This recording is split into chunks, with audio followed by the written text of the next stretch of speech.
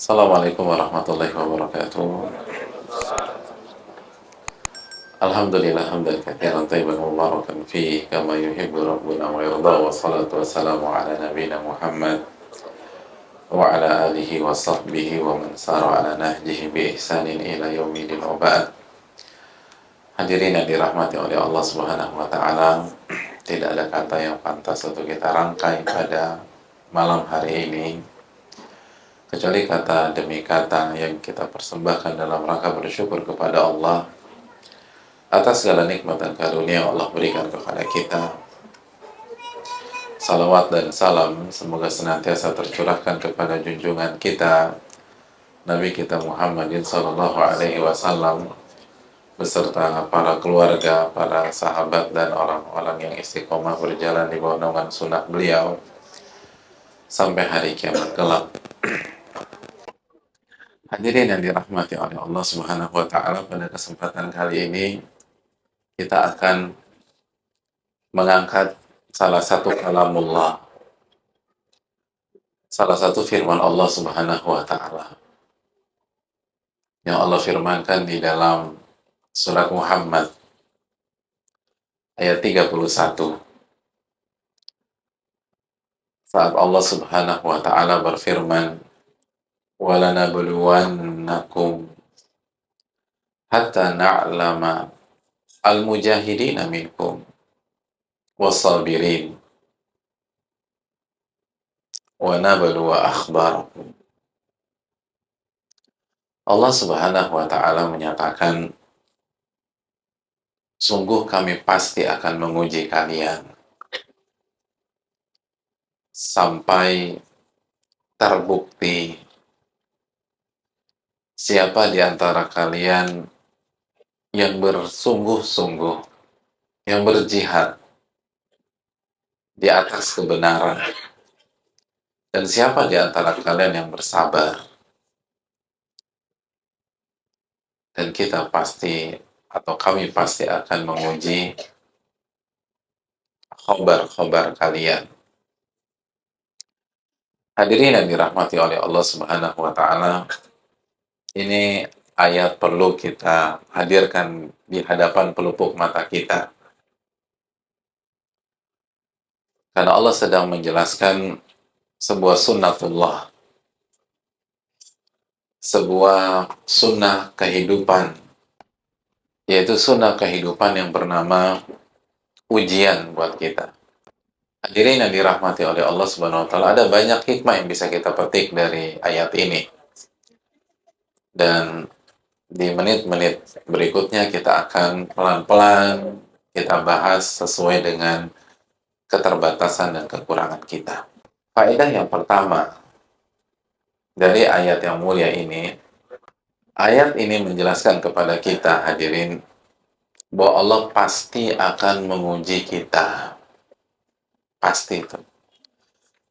Yang belajar bahasa Arab pasti tahu ini ayat, ini kata itu didukung oleh lam, walanabluwannakum, ada lam, ada nun tasydid. Itu dua-duanya untuk menegaskan dan memastikan pasti kita akan uji kalian. Dan ini diperkuat oleh sabda Nabi Shallallahu Alaihi Wasallam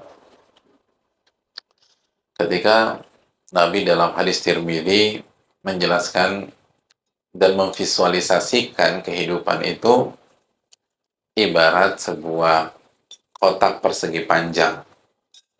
Lalu Nabi buat garis kecil, garis kecil, garis kecil, garis kecil, yang ternyata tidak lain garis-garis itu simbol dari ujian, ujian, ujian, dan ujian.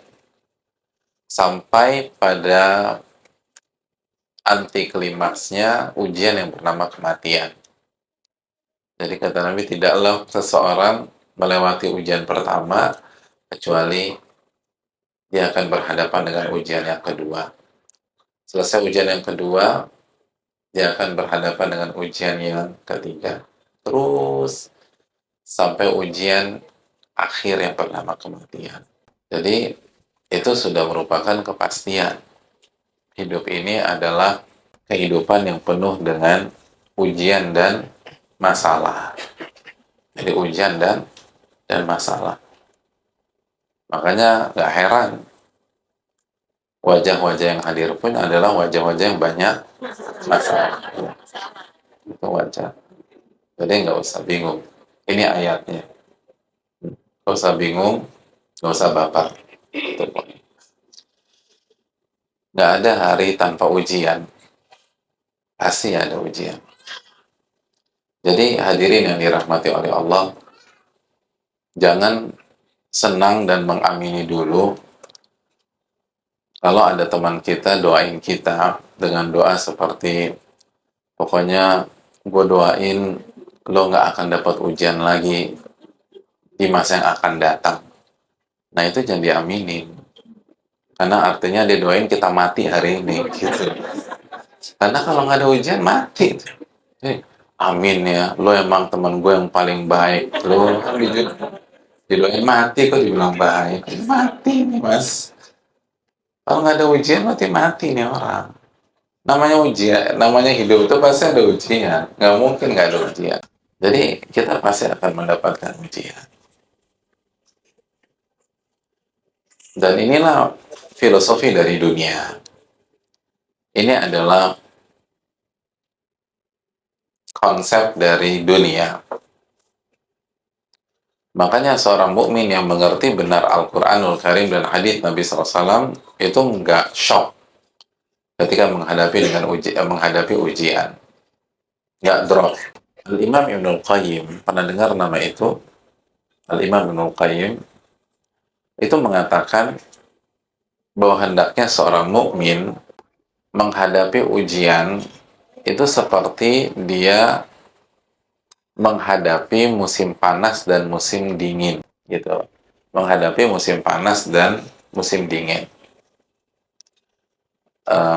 Mungkin kalimat ini tidak letterlek ke kita karena kita nggak punya musim panas dan musim dingin yang dimaksud oleh beliau, karena beliau hidup di negara yang four season, sedangkan kita tidak seperti itu.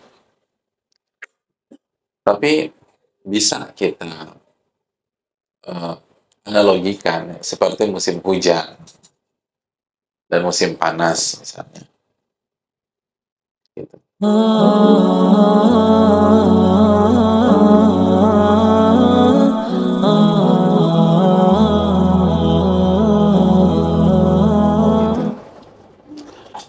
Hadirin, nggak ada orang Jakarta yang shock ketika hujan turun gitu, atau panik dengan lebaynya, nggak ada gitu. Dan nggak ada juga orang yang deg-degan ketika sudah mendung dan hujan mulai turun rintik-rintik, kecuali mungkin dia punya event di tempat terbuka atau outdoor. Tapi secara umum orang biasa aja. Begitu juga orang biasa masuk ke musim dingin dan musim kemarau, dan nggak aneh. Justru yang aneh ketika kita melewati sebuah tahun di negara yang four season, tapi pas tahun itu musim dinginnya cuti gitu loh. Siapa lah gitu. Tentang ya.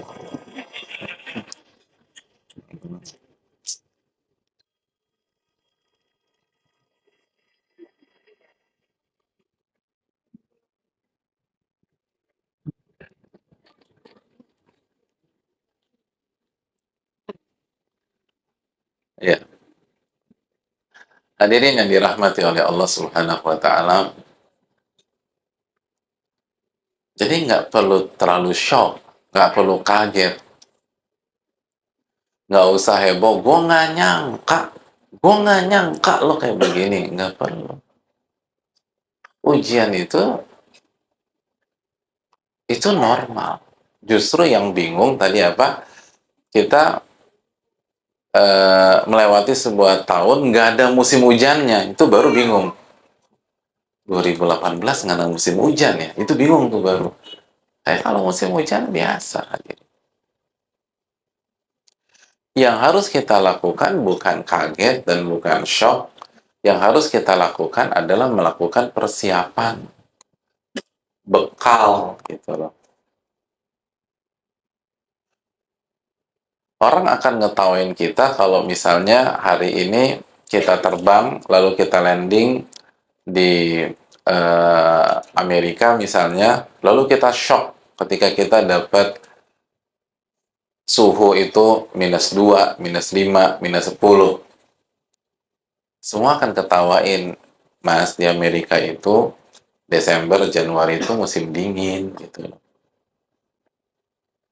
Nggak perlu di-shockin, nggak perlu dibingung-bingungin. Solusinya apa? Solusinya kalau ke sana jangan lupa bawa long john, bawa jaket, bawa mantel, bawa sarung tangan, bawa kaos kaki yang tebel-tebel, penutup telinga. Nah itu poinnya. Sama kata Ibnu Qayyim itu, kalau kita hidup tuh yang penting bekalnya, nggak usah terlalu heboh ada ujian. Itu memang sebuah kewajaran. Yang buat Anda babak belur itu tadi, kalau Anda ke US nggak bawa long john, nggak bawa mantel, pakai celana pendek, sendal jepit, dan nggak ada baju-baju dingin yang lain, itu babak belur. Anda nggak ada bekal. Sama, hidup juga gitu. Anda akan babak belur kalau Anda jalani hidup nggak ada persiapan, nggak ada ilmu, nggak ada ibadah. Anda akan babak belur tuh hari itu. Jadi ujian itu sebuah keniscayaan. Bahkan hadirin sekalian, ujian itu sangat positif bagi orang-orang beriman. Karena Nabi SAW bersabda, Innallaha idha ahabba qawman ibtalahum. Allah itu kalau sayang sama sebuah kaum, Allah akan uji kaum tersebut. Jadi ini positif, nggak usah terlalu heboh. Dan yang namanya ujian itu, memang soalnya unpredictable tuh biasa hadirin. Jadi biasa. Justru kalau soalnya udah ketebak semua, itu kursus gitu loh. Itu persiapan UMPTN tuh mungkin masih bisa ketebak. Tapi kalau ujian realnya unpredictable. Kita hanya bisa persiapan secara umum, dan tapi kita nggak tahu di bab apa itu ujian keluar. Sama. Hidup juga demikian. Yang penting kita persiapan matang, tapi kita nggak tahu di bab dan kotak yang mana ujian itu diberikan. Ada orang di kotak keluarga, bisa lagi pasangannya, ada orang anaknya kena, ada orang mertuanya, dia harus berhadapan dengan mertua, ada orang harus berhadapan dengan suaminya. Betul nggak ya Bego? Tapi jangan dalam-dalam jawabnya, biasa aja, nanti jadi tersangka gitu.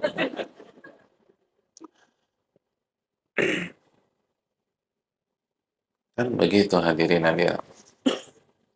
Tapi udah pasti itu.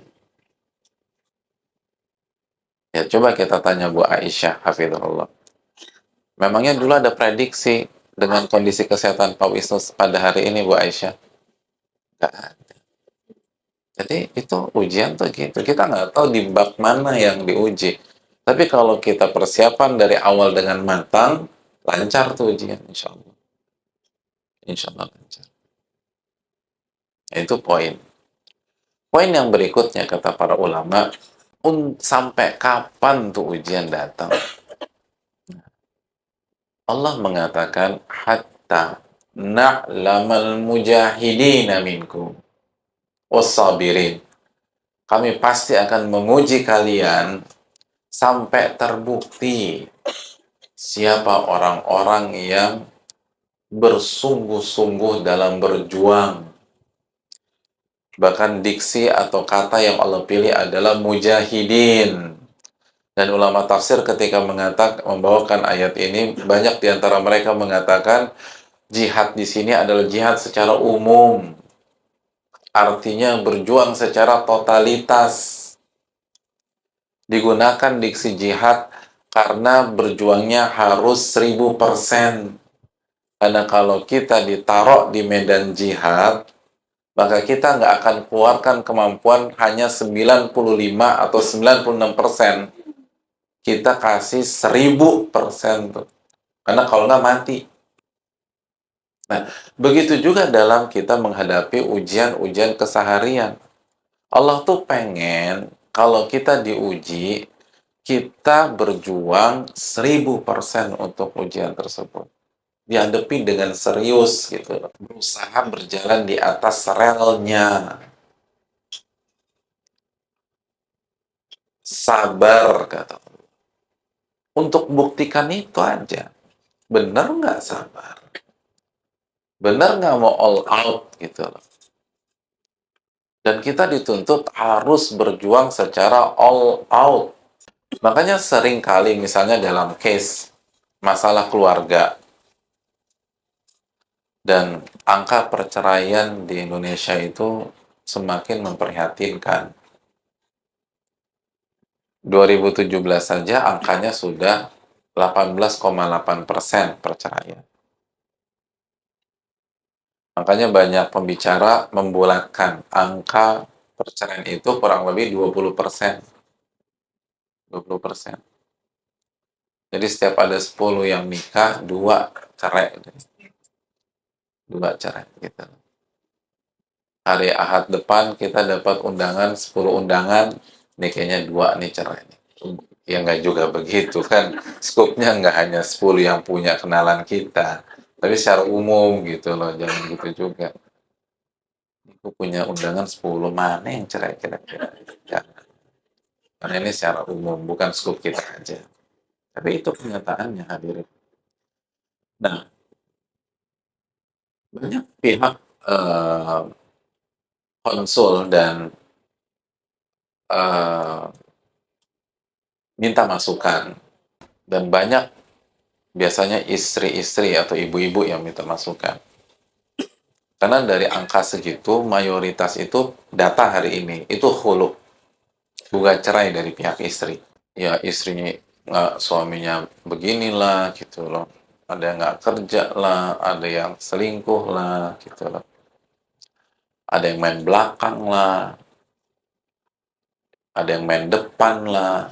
Kan wanita kan serba salah, bapak-bapak. Main belakang salah, main depan juga salah. Saya juga bingung itu, ya Allah. Nah, hadirin, anggap deh, ini suami kita salah dah. Udah salah, nggak perlu cari pembenaran. Suami salah. Atau sebaliknya, istri kita udah salah udah. Terus nanya, boleh nggak saya minta cerai? Itu secara fikih, kalau kita bisa, jawabannya boleh, misalnya. Tapi pertanyaannya, sebelum Anda masuk ke pintu perceraian, coba tanya diri Anda deh. Anda sudah memperjuangkan pernikahan ini 1000% belum? Anda udah all out apa enggak? Anda udah jungkir balik memperjuangkannya atau belum? Mayoritas belum. Mayoritas karena kecewa, bukan karena telah berjuang 1000%. Mayoritas karena sakit hati, bukan karena telah berjuang 1000%. Mayoritas karena merasa tidak dihargai. Saya pemimpin, Pak Ustadz, tapi saya diinjak-injak sama istri saya. Tuh, kan. Berarti kan bapak hadirin. Karena merasa harga dirinya dijatuhkan oleh istri. Istrinya juga bilang gitu.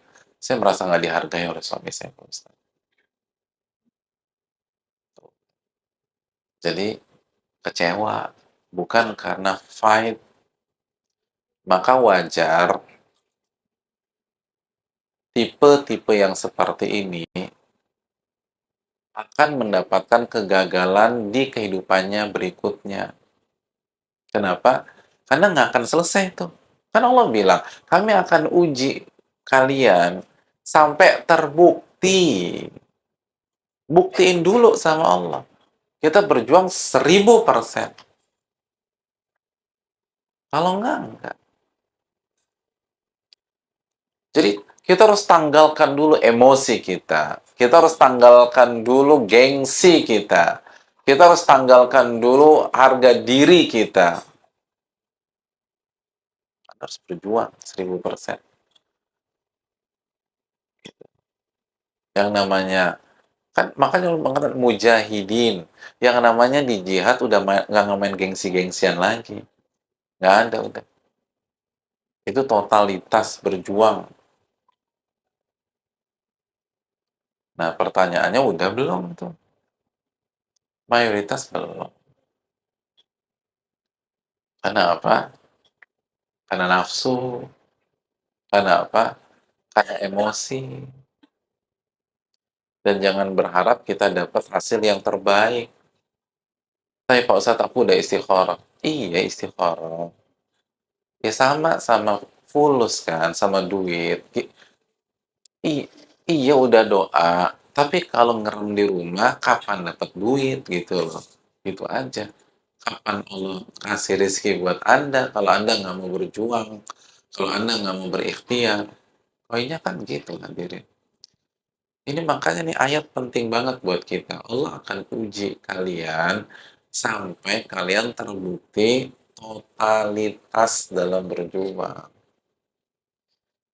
Ya kalau banyak bahasa sampai kalian ngalamin kondisi kepala di kaki, kaki di kepala gitu. Itu sudah sunnah kehidupan. Harus begitu. Di situ baru dapat sensasinya. Di situ kita akan dapat jalan keluar yang terbaik dari Allah. Disitulah Allah akan turunkan keberkahan. Disitulah rahmat Allah meliputi kita. Tapi kalau masih bawa emosi nggak bisa. Susah tuh. Nggak akan dapat. Kalau kasus rumah tangga, dia akan cerai. Nanti dia merit lagi kan gitu. Nanti kemungkinan cerai lagi. Karena kan kecewa yang dikedepankan. Karena kan emosi yang ditonjolkan. Ya berat. Anda fight dulu nih. Sampai kapan? Sampai maksimal. Dan sering kali bilang, sampai kapan saya harus bersabar Pak Ustadz? Saya ingin tanya sama kita nih.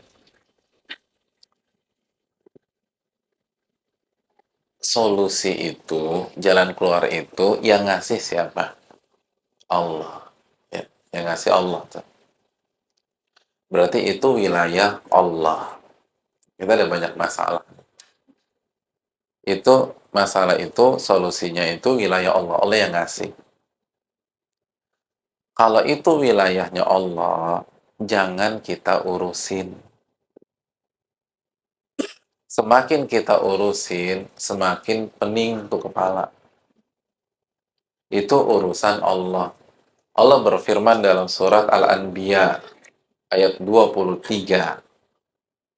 La yus'alu amma yaf'alu wa hum yus'alu. Allah nggak ditanya tentang perbuatan dan urusannya. Mereka yang akan ditanya. Allah nggak ditanya. Sampai kapan aku harus berjuang? Ya, itu urusan Allah, Mbak. Jangan ngurus itu, mendingan Anda ngurus perjuangan Anda dulu aja. Tapi yakinlah Allah akan kasih pertolongan di waktu yang tepat. Tapi kita ini keburu-buru, kita itu keburu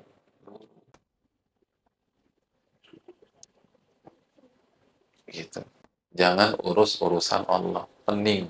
Banyak orang depresi, banyak orang stres karena sok ikut campur urusan Allah. Oh itu pening tadi. Pening. Itu bisa gila kita. Makanya banyak yang bipolar, banyak yang stres. Diceraiin suami, stres. Karena apa? Mikir, gimana masa depan gua? Masa depan lo tuh urusan Allah, ngapain dipikirin? Ngapain dipikirin? Yang lo harus pikirin urusan lo tuh. Lo udah sholat belum? Udah tobat belum? Udah istighfar apa belum? Udah sujud belum? Udah datang ke kajian apa belum? Nah itu urusan Anda. Ngurus urusan Allah. Capek, capek.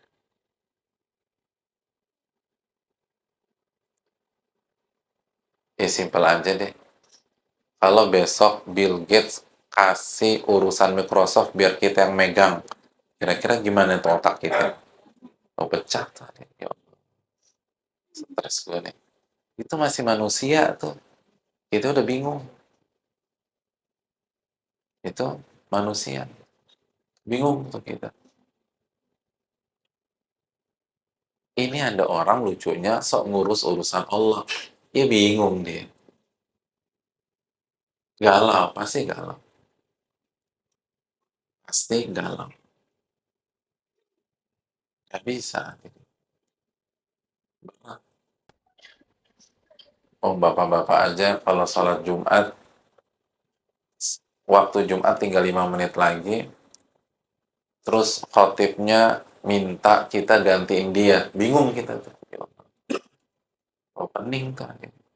Itu baru ngurus urusan khotib. Dan khotbah Jumat cuma 20 menit. Pak, saya udah 30 tahun jadi khotib gantian. Saya pengen jadi makmum. Bapak yang jadi khotib. Oh, itu pening tuh hadir. Bingung.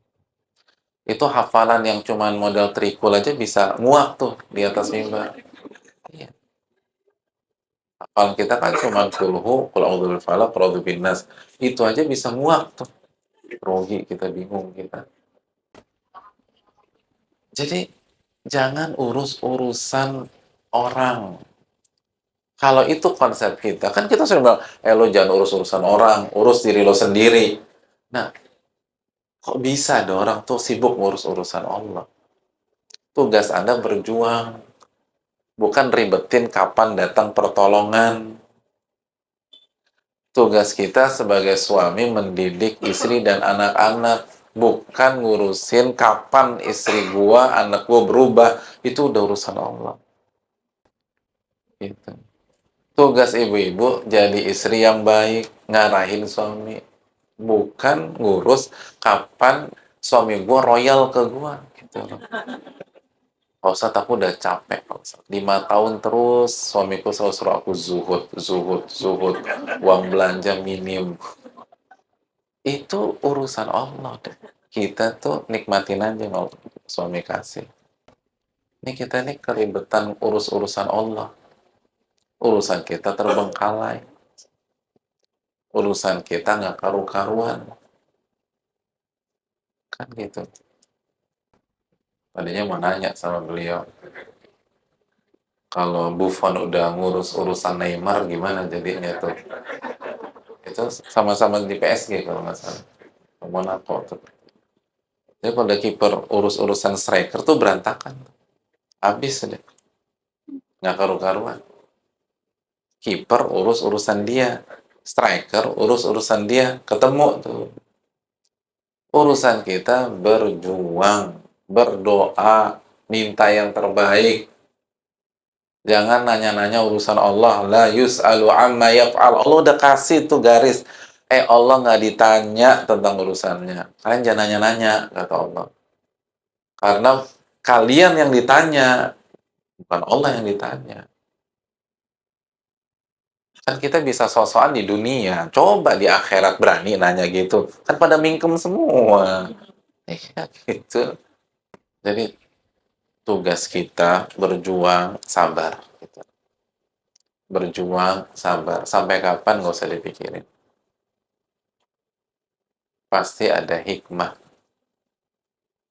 Pasti ada hikmah. Hadirin yang dirahmati oleh Allah Subhanahu wa Ta'ala. Ibrahim itu mendapatkan anak pertama yang puluhan tahun beliau nanti-nantikan itu melalui sebuah kejadian yang sangat berat dan pelik.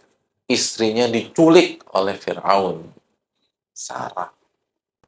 Kalau Sarah nggak diculik tuh nggak ada Ismail. Sarah diculik, mau diperkosa, nggak berhasil. Akhirnya dihadiahkan Hajar. Hajar bersanding. Lahir Ismail. Dan coba Nabi Ibrahim, ketika Sarah diculik, Nabi Ibrahim urus-urusan Allah? Enggak. Apa yang dilakukan Nabi Ibrahim? Dalam beberapa riwayat, sholat tadi. Sholat. Sholat 2 rakaat salam. 2 rakaat salam. 2 rakaat salam. Nggak bisa Fir'aun sentuh istrinya Sarah. Ini kita nih terlalu ribet urus-urusan Allah, akhirnya urusan kita terbengkalai.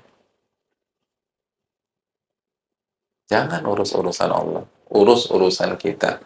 Ujian ini, jadi gini, ujian ini Allah kasih biar kita buktikan kita berjuang. Bukan Allah kasih ini ujian biar kita ngepoin Allah, bukan. Biar kita urus urusan Allah, bukan. Nggak ada.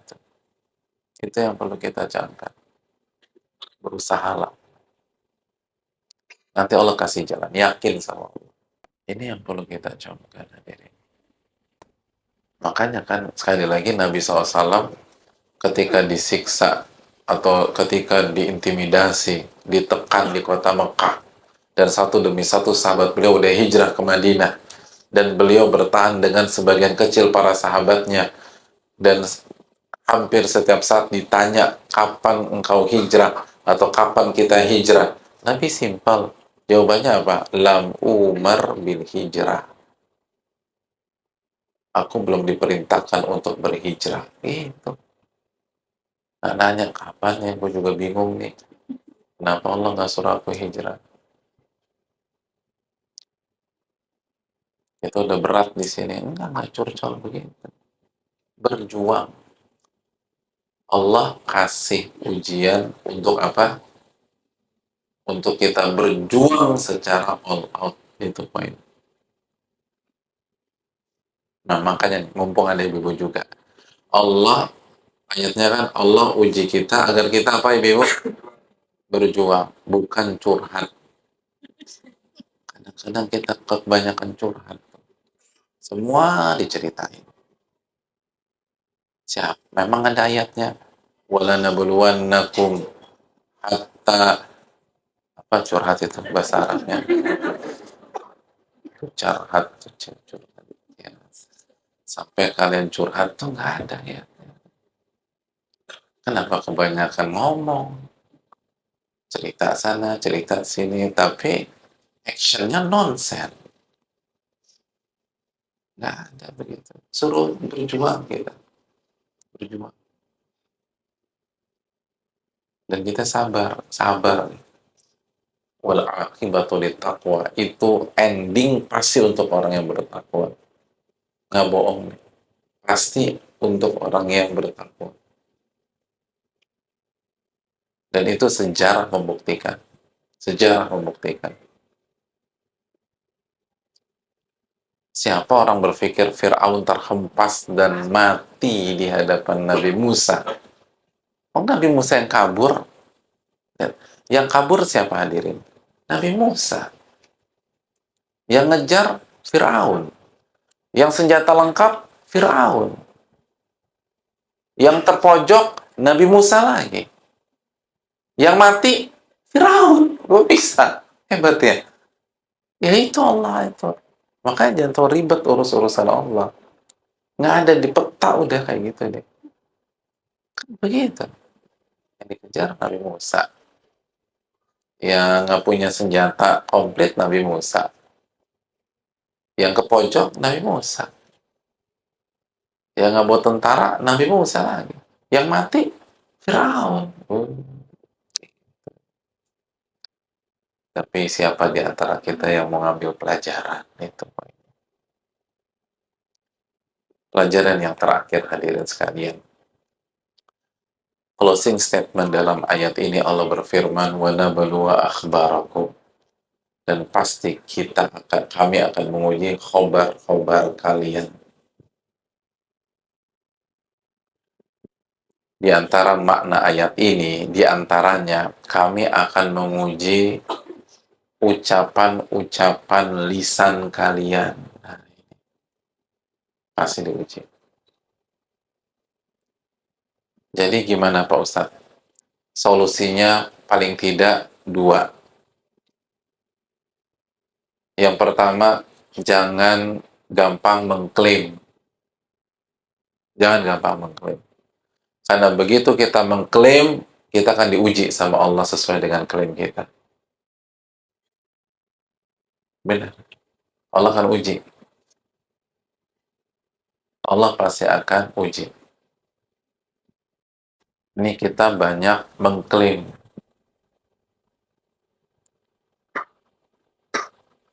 Padahal bisa jadi masalah kita itu gara-gara klaim-klaim kita tersebut. Abdullah bin Mas'ud pernah bilang begini, ini menarik, tolong dicatat. Kata beliau, Abdullah bin Mas'ud yang bicara, sahabat Nabi SAW. Kata beliau, al-bala muwakkalun bil qaul. Banyaknya musibah yang kita hadapi seringkali berkaitan dengan ucapan-ucapan kita. Gara-gara banyak ngeklaim salah satunya. Gara-gara banyak ngeklaim. Alhamdulillah Pak Ustadz, kita ini buat kajian dan berdakwah semata-mata mencari ridho Allah Pak Ustadz. Kata Allah, bener nih nyari ridhoku. Oke, kita uji dulu dia. Bener nggak tuh mengharapkan ridhoku? Babak belur. Jatuh. Pak, jalanin ini yang sabar ya Pak. Ya pasti Pak Ustadz. Bener, pasti kata Allah. Kita uji dia, kita kasih nih ujian yang lebih ribet lagi. Bener nggak sabar tuh? Bu, jalanin yang ikhlas ya Bu. Pak Ustadz, kalau aku nggak ikhlas, udah dari dulu aku jatuh. Nah, bener, ikhlas dari dulu. Kita kasih lagi tuh ujian. Ini kita banyak ngeklaim nih. Aku ini selama ini menjadi istri ini untuk kamu dan anak-anak loh Mas. Benar, untuk kamu, suami anak-anak, kita kasih lagi uji. 5 menit setelah itu baru bilang, aku udah capek Mas, aku udah capek. Katanya buat istri dan suami dan anak-anak. 5 menit kemudian capek, gimana sih? Tapi kan bukan buat suami dan anak-anak. Buat ego. Begitu hak yang nggak dikasih, capek. Ini siapa suruh ngeklaim? Siapa suruh ngeklaim? Semakin kita ngeklaim, semakin banyak tuh ujian. Gitu aja udah. Itu udah kaedah.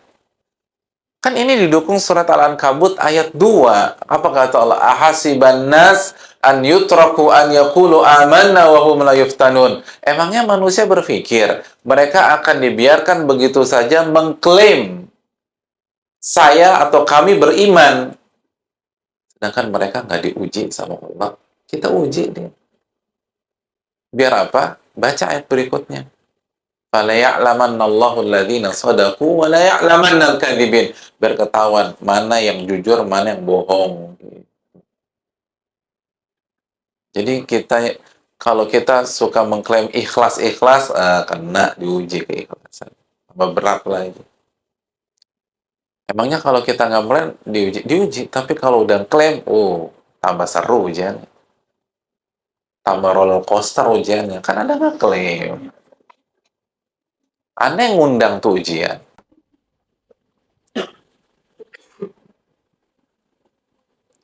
Kan gitu tuh. Seringkali kalau kita dinasihatin orang, langsung bangun benteng. Ya, Alhamdulillah kita ridho Pak Ustadz terhadap takdir Allah. Bener ridho, kasih lagi. Itu undangan klaim tuh, undangan klaim. Gimana, kamu nggak apa-apa? Nggak, aku kuat kok ngadepin ini. Aku kuat. Oh kuat, kasih beban lagi. Kan bilang kuat. Dikasih terus. Jadi semakin kita klaim, dikasih tuh sama Allah. Mas, kamu udah janji loh. Pekan ini itu kamu main sama anak-anak. Tapi aku ada meeting, Mak. Aku kan bekerja banting tulang juga buat keluarga. Benar buat keluarga, diuji lagi sama Allah. Gitu aja udah. Pokoknya setiap klaim, kasih lagi.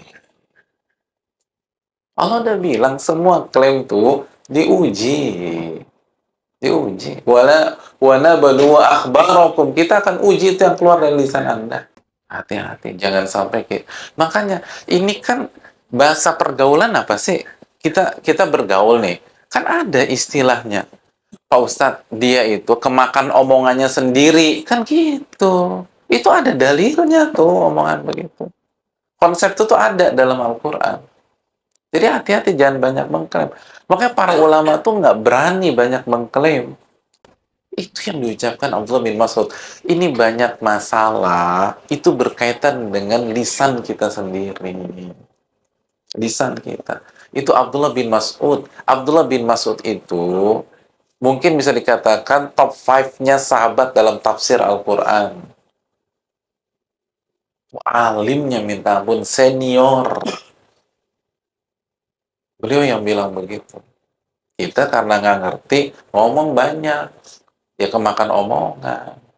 Itu yang pertama, jangan mudah mengklaim. Yang kedua, jangan ngejelek-jelekin orang.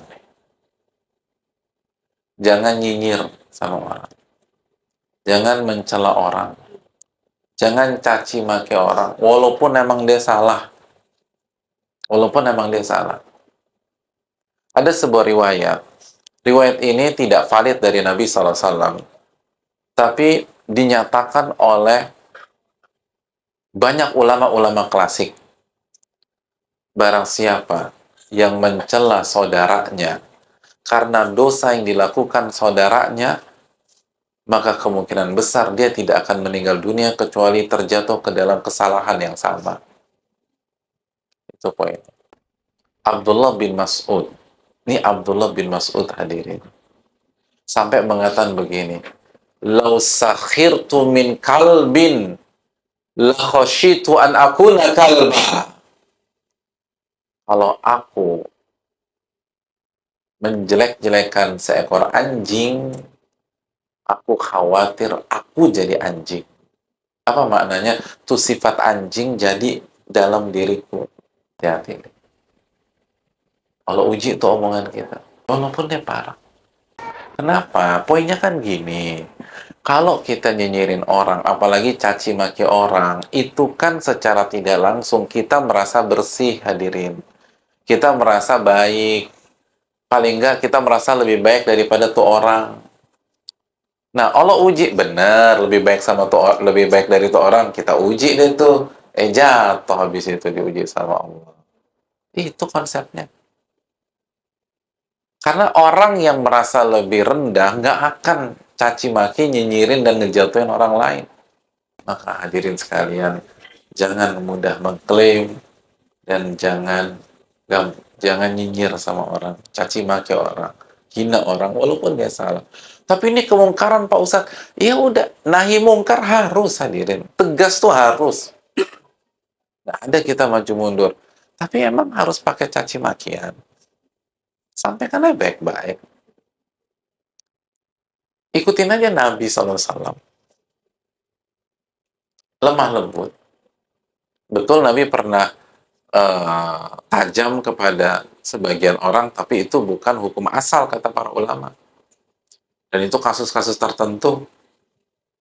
Dan itu karena maslahat, bukan karena emosi.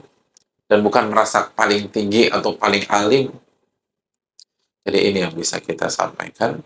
Semoga bermanfaat. Wassalamualaikum warahmatullahi wabarakatuh. Saya rasa cukup sampai di sini.